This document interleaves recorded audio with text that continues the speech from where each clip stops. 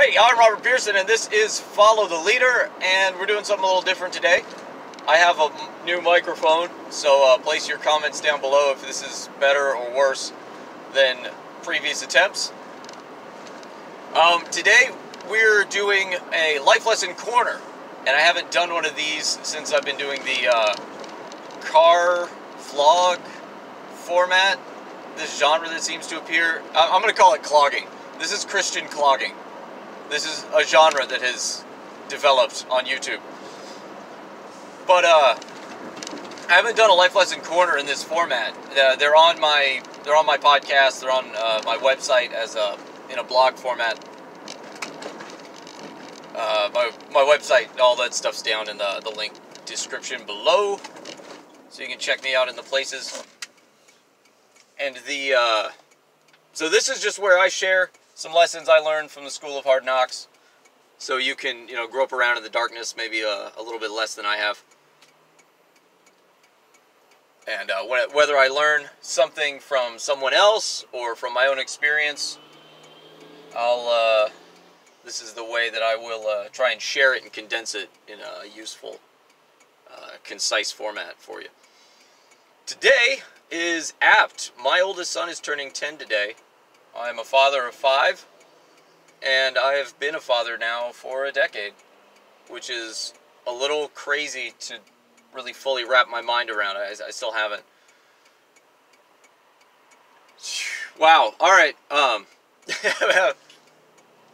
tripping a little bit on how, as a full decade of being a dad, I can't even. Can you tell I'm a millennial? I can't even. I'm barely a millennial. 87. Born in 87. Barely a millennial. Still can't even. Alright, so today I want to share some of my parenting mental frames. It's kind of the best way I can put it. But I'm going to lead into it about the importance of fatherhood as illustrated by King of Israel. Or Judah, rather. I want to set up the background, and I'm try not to get too distracted by the minutia. But I'm the kind of guy, if you ask me what time it is, I will tell you how to build a watch before telling you what time it is. I just want to know that you know how to figure out the time for yourself in the future when I'm not around. So, we're talking about a cat named Abijah. In Hebrew, Abiyah. It is, God is my father. The way the Hebrew names break down, when you hear a Yah sound, is short for Adonai, the Tetragrammaton, the 4 letters that make up the name of God, usually pronounced Yahweh. I don't have anything against saying it, I just feel weird every time I say it, so I default to the word for Lord, which is the way the Masoretes would vocalize those letters when they read it, is they would just say Adonai when they read it. That's how you get the Jehovah pronunciation. Anyways, I'm sidetracking again, but I caught myself this time. I'll do fun original language stuff when I get into it. I want to do a lot of the basic general topics first before starting to dive into Hebrew and Greek. Because it is important, but it's important in a nuanced way. Hebrew and Greek is more for that next level once you have your mindset on how you read your Bible and you have that picture kind of developing in your head. Then you want to start digging into, well, what exactly does this word mean in this verse? That's when you start looking to original languages. I'll do stuff on it later and dig in deeper. But just suffice it to say, if you're confused, read a verse in about 5 or 6 different translations you can get your hands on.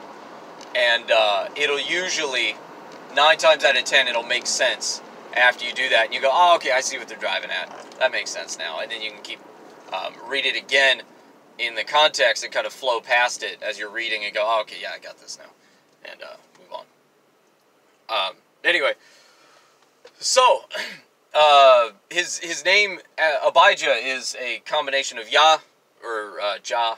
It's German stuff. The Y becomes a J. And then Ab or Av, which is father, and E, which is the my or mine, the first person possessive singular. So, Abiyah, my father, is God. The verb's implied. It's just a quick phrase. That's how they do names in Hebrew. I just think it's awesome. It's an awesome name. It sounds cool. It means an awesome thing. God is my father. And this guy's just a dude. So, just a brief historical backdrop. Israelites. Moses pulls them out of Egypt. Well, God pulls them out of Egypt through Moses, obviously. They wander around in the desert for a while because they're stupid. So they go straight to the promised land. They get stupid. They then wander around in the desert and then come back to the promised land. Moses dies. They go into the promised land with Joshua as their lead man. Kill all the people that live there. Move in. And boom, that's the kingdom of Israel. But they don't have a king. They're all just hanging out, doing their thing. Everybody follows God. The priesthood's doing the priesthood thing. That's it. Then, they eventually decide, no, you know what? We want a king like those other people. We want a king that's, you know, going to ruin the country and get assassinated and destroy our lives inadvertently. Can you not be our king anymore, God? We want a human meat bag. And God's like, that's stupid, but I guess, yeah, all right, fine. Yeah, do that. Now they have a king, and they last 3 kings before the whole kingdom gets ripped in half. Saul, David, Solomon, and then they're done. Rehoboam is Solomon's son. Kingdom gets split in half under him because he did something stupid. I forget exactly what right now. And so the northern kingdom is ruled by a guy named Jeroboam, who just immediately dives headlong into Baal worship, setting up Moloch, Asherah poles, establishing high places.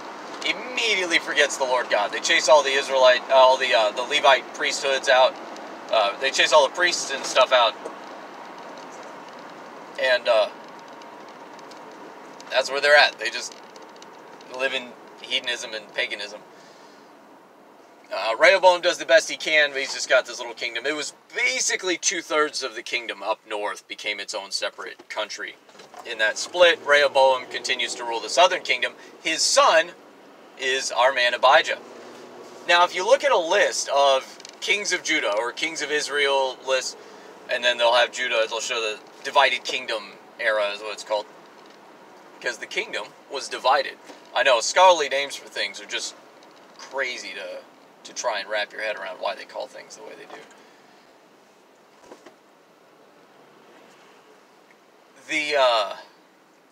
Abijah is always listed as an evil king, which I find interesting. So, almost every king when you read, as you're reading through Chronicles, they're all listed in Chronicles and Kings, 1st and 2nd Chronicles and 1st and 2nd Kings. Both books cover the same events, but they have a slightly different angle on the same events. It's one of the reasons, it's the common place people get bogged down when they try to read the whole Bible from front to back like a book. Kings is where you get bogged down, because you're reading the same dry narrative like 4 times. If you could power through Leviticus, it's a smooth run until you hit Kings and Chronicles. And then you're just like, oh, can we be done yet? Anyway. Abijah's an interesting guy because all the other kings, it'll say, he did not walk after David, his father, he did not destroy the high places. Or, he did walk after David, his father, and he destroyed the high places, and he was a good dude. It doesn't say anything like that about Abijah. It just says he reigned, and then he died, and went to be with his fathers. And that was it. And we see a good thing and a bad thing that he did, but there's no real judgment given on him. And he's always listed as an evil king, which struck me as odd. It doesn't explicitly say, but he's also wasn't a great guy either. But he has a unique aspect about him that I like. If you follow the kings all the way through, they're almost to a man, good king, bad king, good king, bad king, good king, bad king. There's a run, and then it's just a slew of bad kings. There's a run of all-right kings later on, 3 or 4 generations after Abijah. What is it? Ahaz, his son, I forget the name of right now. And so there's 2 kings where they do all right. There's 2 kings where they do all right, and then later in their life, they mess up. Like hard, like restore the high places, bring all that Baal worship back in. That good Baal worship. And then his son did the same thing where he started out good, and then boom, restored the Baal worship. And then you got 2 good kings in a row, Uzziah and whoever that cat is right after him. And then it's just bad kings all the way down. Now, going back to our man Flint, it just struck me as awesome that this is a good, clean run of 3 kings in a row that were all right. Good. Well, you got 2 good kings, and then an all right king. And it just struck me as odd, because even the prophets and men of God, when they listed to have sons, their sons almost always are immediately awful. It's not like by the time the sons are adults and responsible for their own actions, they act like spoiled brats. You know, it's right out the gate. Early 20s, just immediately acting like spoiled brats. Which reflects, to a degree, on the father. To be fair, God is a perfect father, and Adam and Eve messed it up pretty quick themselves.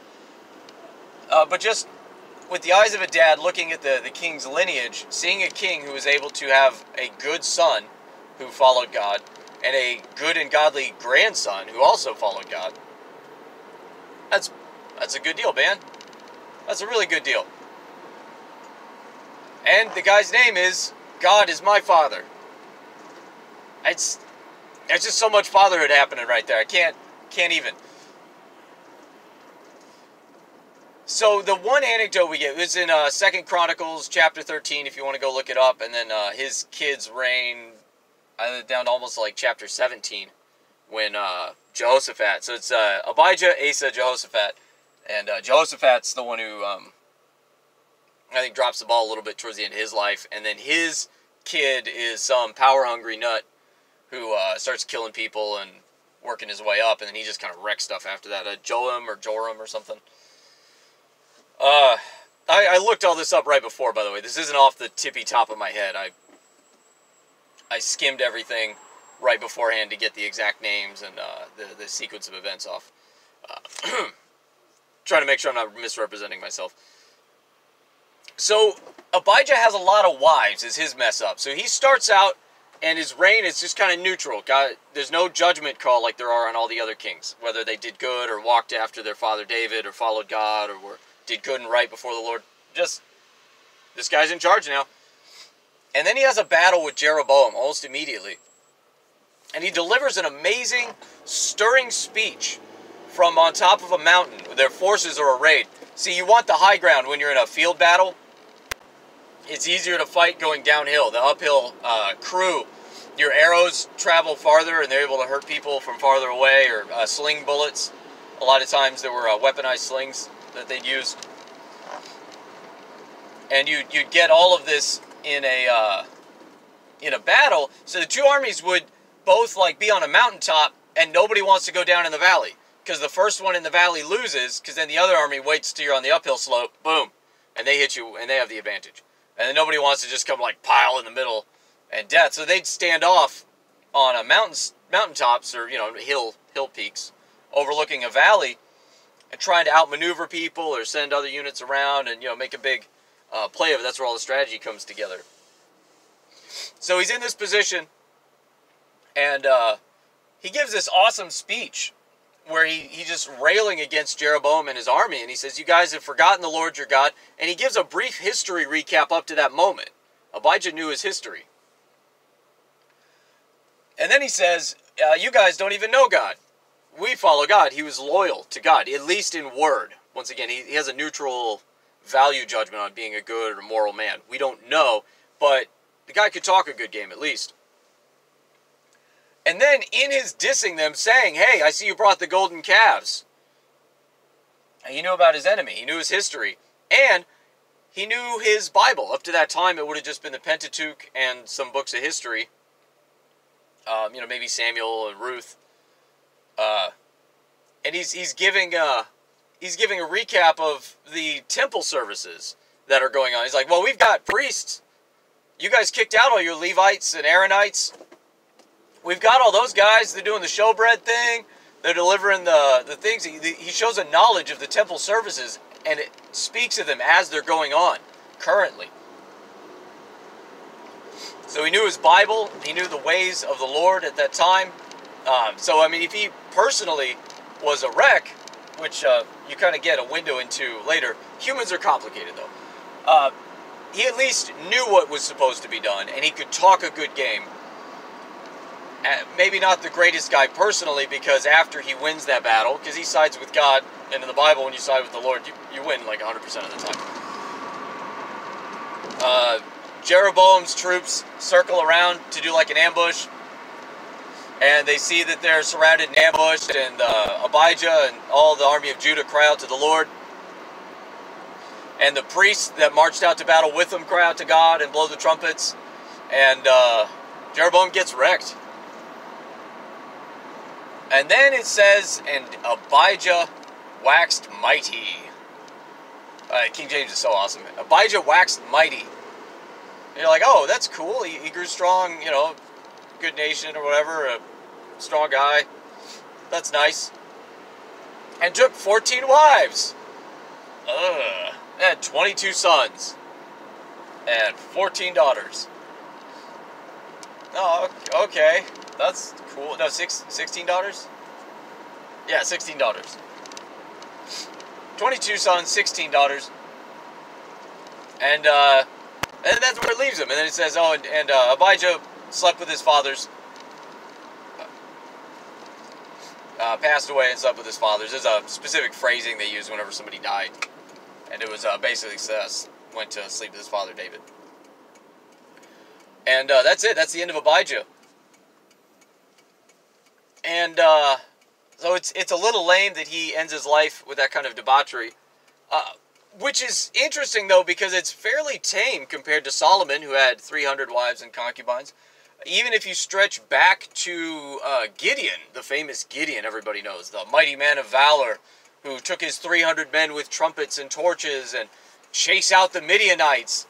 And the kids' church always ends right there, because they miss the part where then he made for himself a linen ephod. That was a vest that the priests wore. And he started holding priest services in his home, on his property, separate from the Lord God. And then also took to himself 300 wives and concubines. So, no, I don't respect a guy for having that many wives. But 14 is showing some restraint, given having waxed mighty and the historical precedent of even just his own grandfather.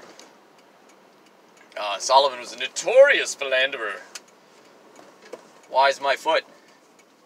What struck me as interesting, though, is he must have been a decent father, though, because his son, Asa, right out the gate, is a good dude. He's fixing up the temple. He's keeping everything on the straight and narrow. There's a big battle where some Ethiopians and a couple other nations get together and start trying to conquer Judah, and he cries to the Lord for help. He's talking to the prophets. He's doing what he's supposed to do as a king. They kick the bad guys out. He messes up, but late in life, as a full-grown man, it's on him, his mistakes. That's always what bothers me, though, is you see the other kings. They always mess up right out the gate. Right out the gate, they're messing up. Which, as a dad looking at it, like, he could have used a few more spankings on his way coming up. Asa gets his stuff figured out. I forget which is which. Asa's son is Jehoshaphat. And Jehoshaphat, same thing. Comes right out the gate, strong start. Both of these guys have good notes next to their name. At the start of Asa's reign, it says he did good and right in the eyes of the Lord, and went after the ways of his father David. They say father, even though it's like great-great-grandfather at that point. And you can see how Asa got a good start, and Jehoshaphat got a good start too, because it says the Lord was with him, for he walked after the ways of his father David. It's the other recurring theme for righteous kings. And that's son and grandson of Abijah, who is just a guy by all accounts. He could talk a good game. He at least knew what was up. Had a little problem with the ladies, but was on point otherwise. Asa and Jehoshaphat both drop the ball when they get older. One of them gets leprosy for not listening to... Oh, that's what it is. That's what it is. Asa gets leprosy because he went to start wheeling and dealing with the nations. So he kicked out Ethiopia, called on the Lord. They come back around and start wanting to make friends and be allies and stuff. And he's like, well, all right, you know. And he starts making alliances, wheeling and dealing, instead of relying on the Lord to protect his country. Then he gets struck with leprosy, I think. Jehoshaphat is... Oh, wait. It just flew out of my brain. What was he doing?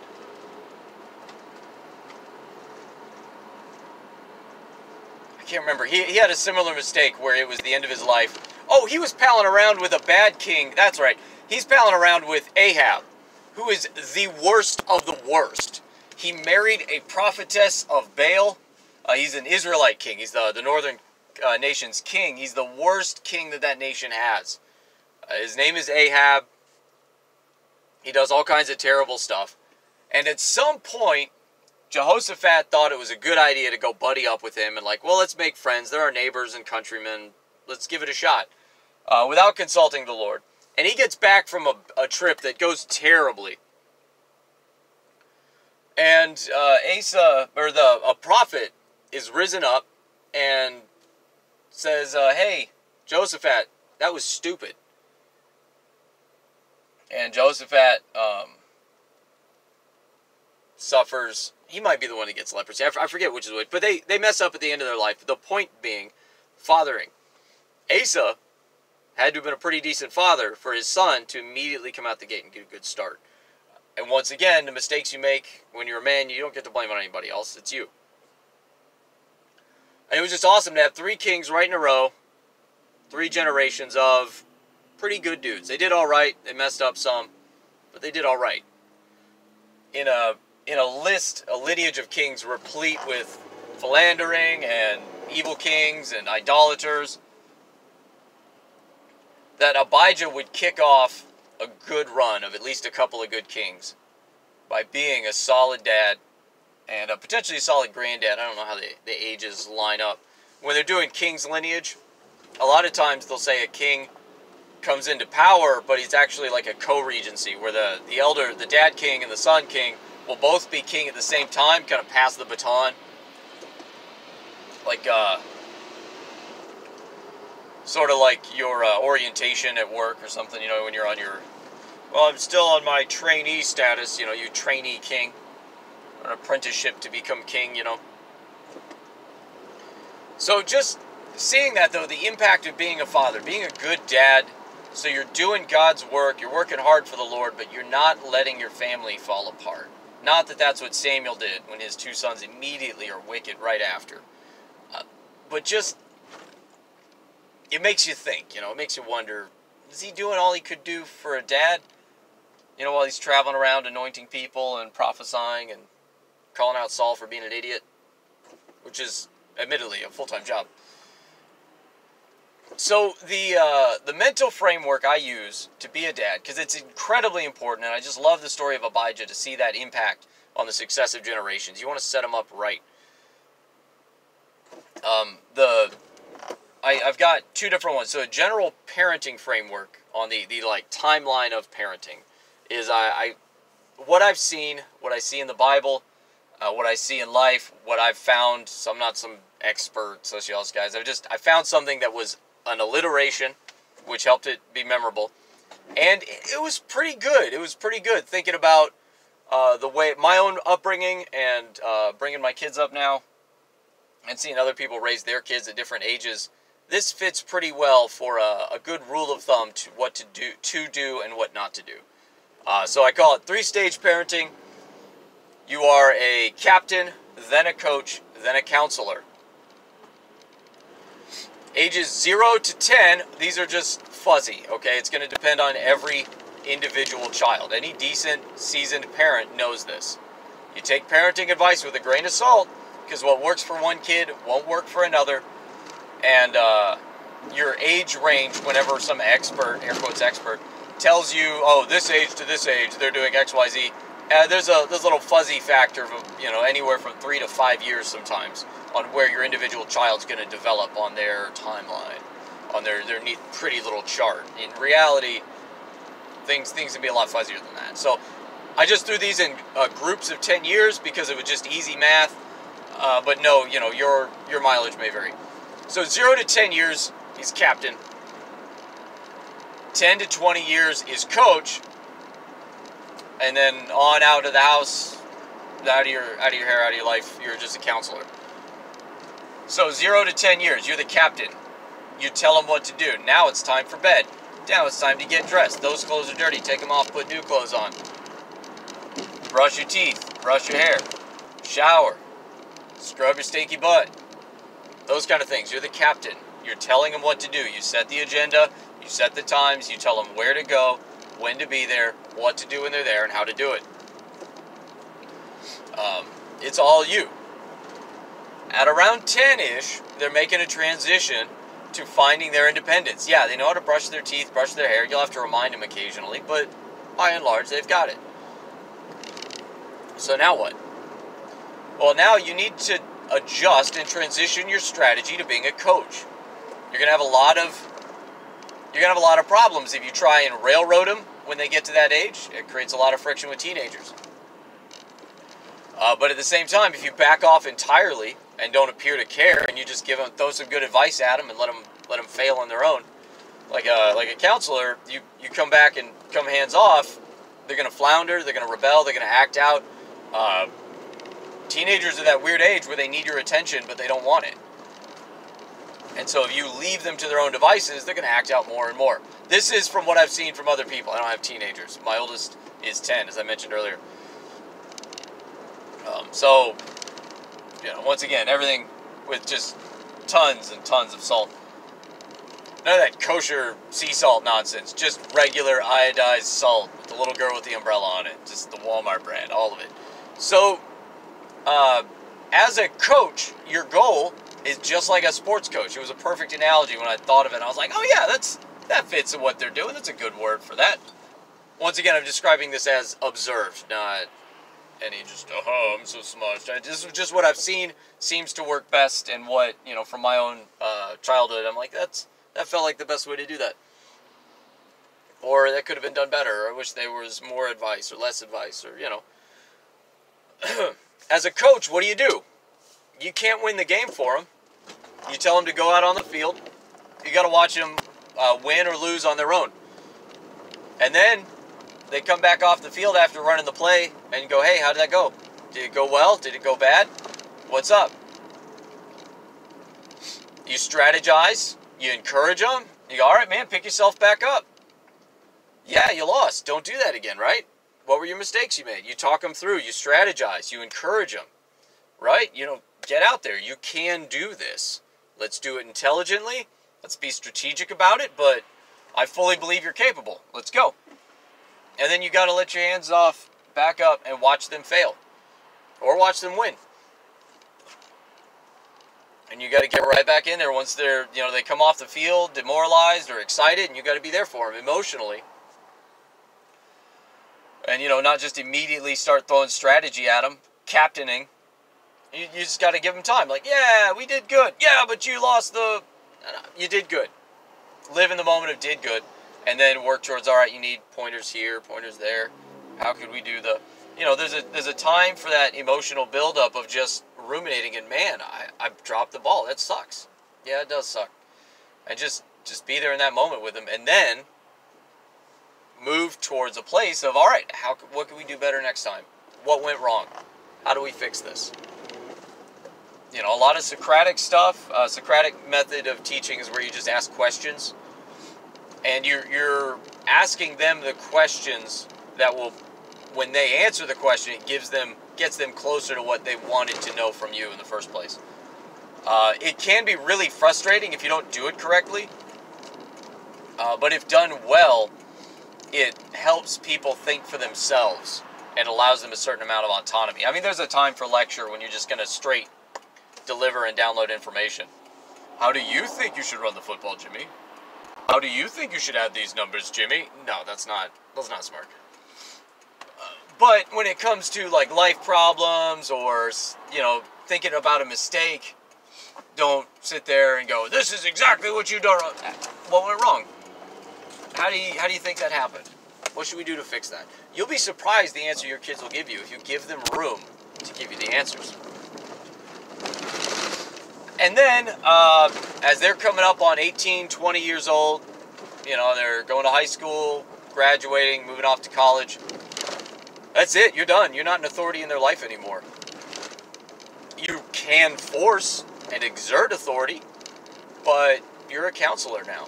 You're good advice. You're a peer. They are no longer under your direct authority or under your roof. You have to just do what you can to give advice. Sometimes you just have to watch them fail abysmally and wait for them to ask for advice. But you have to make sure that you're available for advice. Make sure it's clear. But I mean, they're peers at that point. And that's the way I've looked at it for, and I've shared that with parents of teens about to go to college, and they lit up and they're like, yeah, that's exactly right. That's great. So yeah, I hope it helps you. Now, fatherhood specifically, because I got another one. This is just the way my brain processes reality. So for fathering, the way I be a dad, I've got 4 main areas that I focus on. It's a 4-point fathering. My 4 points, my 4 roles as a dad, the jobs I have to do, is priest, protector, provider, and pathfinder. Priest, or pastor if you're more comfortable with it. Priest if you like kind of the old school Levitical, you know, Peter says that we are all priests being built up into a holy priesthood. All members of a holy priesthood being built up into bricks of the temple. Oh, I forget whether it's 1st or 2nd Peter who says that. But if it makes you feel comfortable or better, or have a clearer frame of reference for what you should be doing as a pastor, it's the same role though. You're the spiritual head of the family. You are the last line of deciding which church do we go to? Should we go to church? What is our family's doctrinal stance? You know, when you teach your kids, right? Are you going to teach them about original sin? How do you teach them about original sin? What's your stance on it? There's a lot of nuance there. You know, salvation, baptism, sanctification. Are you a second work of grace guy? You got to know this for yourself. You got to be read up so you can teach your kids so they have a baseline. Even if they go on to disagree with you, you're the one responsible for teaching them how to read their Bible, teaching them the scriptural theological stance. So my role is on Sunday morning. I know I'm a pastor, so what do? I know I'm the family priest. What do? I should be the first one up. I should be the driving force for let's get ready for church, guys. I should keep it a positive experience so they want to go, right? The checklist, the course of action becomes very obvious when I know my long-term goal is to increase and enrich and grow the spiritual life of my family. Well, God provides the growth, but to till the land, right? To add fertilizer, to create an environment where it can grow readily and allow God to then work in that. Then as a protector, right? I'm responsible. There's a bump in the middle of the night. Who gets up? My wife? She goes downstairs in her underwear with a baseball bat? No, I do. That's your job. It's your job, bud. There's a bump in the middle of the night. You are the protector of your family. The last line of defense. That's why God made men stronger. Because that's our job. In Genesis chapter 2, verse 15, when God puts man in the garden after having crafted him, he said he put man in the garden to, a preposition that implies purpose and direction, to work it and protect it. It always says work and keep or cultivate and keep. Those are weak, soft English words. The Hebrew word is the word for work, which can also mean serve or worship And the Hebrew word for protect. So when you keep commandments, you're protecting commandments. And also it's the word in general, protect, like a fortress. And I don't know a single man that I've ever met in my life that wasn't excited by the idea of a hard day's work and protecting the innocent. It just completely clicked for me when I read that verse and understood that that's how God made us, as workers, as protectors.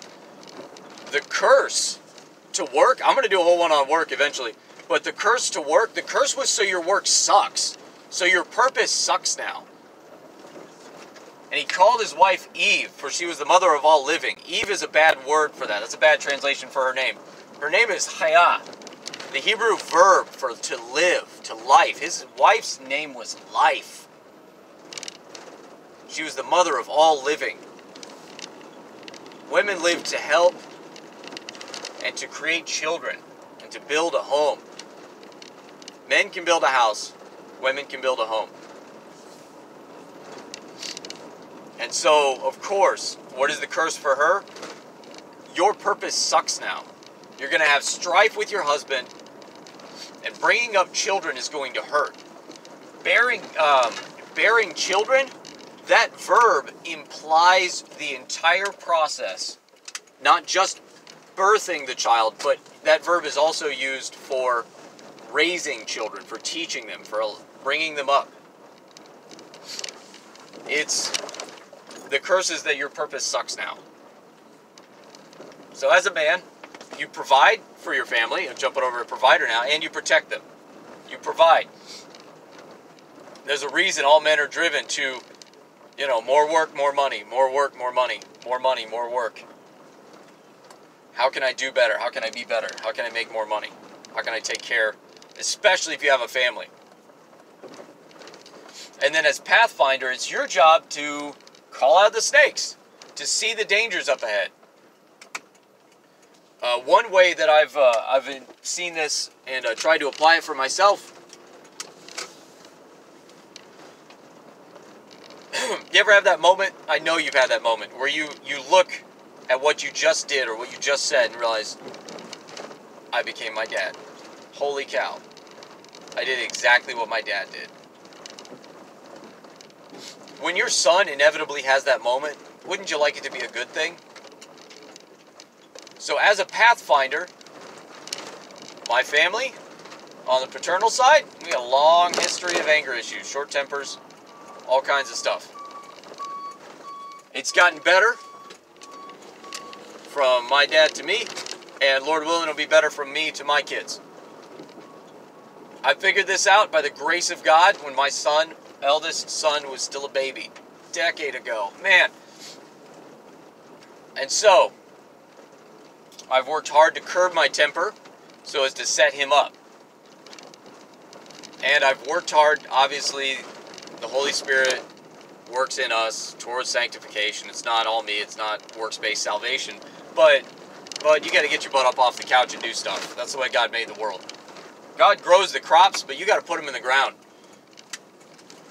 Ask any farmer. He can't make corn grow. But if he sits on his couch, he's going to starve. So I've been working on my temper, I've been working on patience, and I've been collecting strategies that help me curb my temper. So that way, as I see my kids struggle with the same thing I struggle with, I've already been down the path. I'm finding the path for them. I go, well, hey, bud, here's a good handhold. Here's a good foothold. When you want to climb up this part, you got to move just right to here. Oh, take left here because that's all mud down there. I've already fell in all the potholes. I know where they're at, so I can help him have an easier time of it, and he's going to make better time and get farther than I will. I look at the conspiracy deep dives on the internet, digging in the news, what's really going on in the world. That's Pathfinder. I got to find out if my family is going to be in danger from some crazy new societal change or law or whatever. I got to see that stuff coming so I can prepare for it. And these 4 areas Give me directions I can go, so I have more than just a checklist. I can always improve my ability to protect my family. Acquiring better weapons, acquiring better training. Athleticism, right? I need to work out. Any weapon I hold is going to be held in these hands, so they need to be as strong as I can make them. Right? As a pastor of my family, as the priest of my family, do I know the law? Do I read my Bible? Pray every day? I need to make sure my game is on point so I can help them. Are we doing family Bible studies? Is the one we're doing not working? So let's fine-tune it. But my goal, I've got a good long-term goal, right? Make the family spiritual life better. And as a provider for my family, am I working hard to be a success at my job? Am I not don't just punch in, get your money and go home, right? Yep, there's 8. I'm out. No. You need to be there. Be present. Work hard. Do what's asked of you. See ways to improve your job. Make your job better. Find other jobs. Sometimes you'll have to change companies to get that. Other times you won't. You just have to stand out at the one you're at. But be Joseph. Joseph was a slave and then went in prison. And went from being a slave to running the guy's house, then went to prison and went to run the prison. Based on elbow grease alone. Just hard work and effort and diligence and showing up to the party, Joseph got ahead with the grace of God. God rewards that effort. And then Pathfinder, are you looking at what's coming next for your family? What's down the road? What's going on in the news? Where are my kids at? Do I see one of them developing a personality quirk that I'm not prepared to deal with? You know, I've never had to deal with depression. I don't know how to deal with it. If one of my kids is struggling with that, how can I help them? You know, I'm going to start right now collecting strategies, methods. You know, exercise. Plain exercise helps treat depression almost better than meds do for some people. It's a case-by-case basis. Some people have brain chemicals going on. I know that. But, you know, what do you got going on? Are you paying attention to where your family is headed, to where your nation is headed, to where you're headed? Be thinking ahead and planning. And that's How to Dad. Also, check out How to Dad on Facebook. The guy's hilarious. But that's all I've got. That's my life lessons, my kind of mental framework and strategy for how I parent, and a cool guy in the Bible to look at as some inspiration for, yeah, I will make mighty kings after me. As the Lord wills. That's all I got for you today. Don't take my word for it. I'll see you next time. Godspeed.